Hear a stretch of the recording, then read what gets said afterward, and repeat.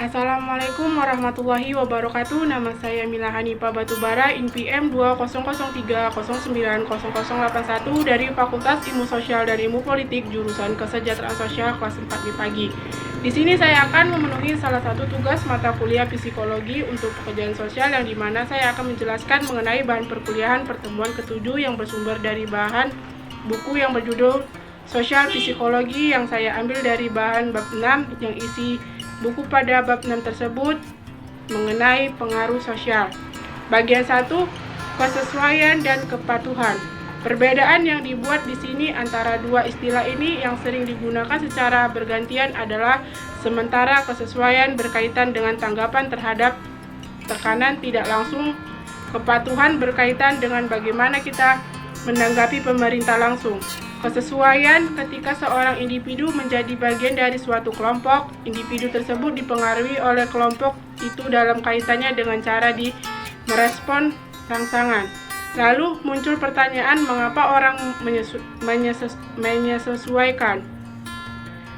Dodds dan Gray tahun 1955 menyerahkan bahwa ada dua jenis pengaruh yang berbeda yang membujuk peserta untuk menyesuaikan diri.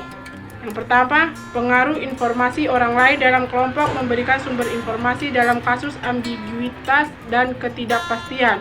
Kedua, seperti dalam studi Sherif, pengaruh normatif di mana ada sedikit ambigu seperti dalam eksperimen, norma kelompok dan tekanan sosial yang kuat untuk tidak menyimpang, tidak menjadi yang aneh, membujuk orang untuk menyesuaikan diri, mereplikasikan studi dengan memutuskan bahwa ketiga peserta secara empiris didefinisikan sebagai anggota kelompok. Pengaruh norma memastikan bahwa keseluruhan lebih besar. Bagian 2, kepemimpinan dan pengikut. Di bagian ini akan mempertimbangkan mengapa beberapa individu menjadi pemimpin dalam apapun yang melibatkan mereka, sementara yang lain puas mengikuti jejak orang lain. Pemisahan antara pemimpin dan pengikut ini tampaknya terjadi dalam tim, komite, geng, dan sebagainya. Seperti dalam konteks negara, partai politik, dan dewan yang lebih luas, tampaknya paling tidak ada faktor-faktor dapat disosialisasi yang memberikan petunjuk mengapa ini harus terjadi. Bagian 3, pengambilan keputusan kelompok. Melanjutkan dari bagian sebelumnya tentang kepemimpinan, bagian ini bertujuan untuk menguji pengaruh keanggotaan kelompok terhadap perilaku. Pengambilan keputusan dalam grup mengingat bahwa salah satu fungsi terpenting yang dilakukan kelompok adalah pengambilan keputusan. Ada baiknya meluangkan sedikit waktu untuk proses di mana keputusan dicapai dalam kelompok.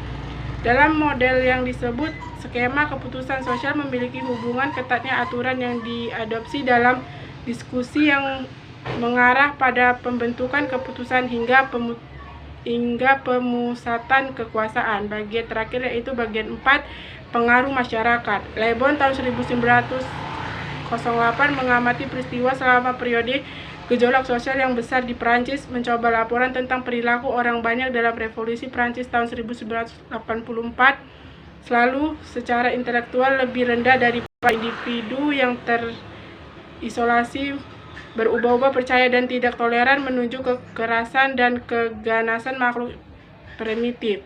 Dikatakan dengan 3 hal: anonim, penelusuran, dan sarankan.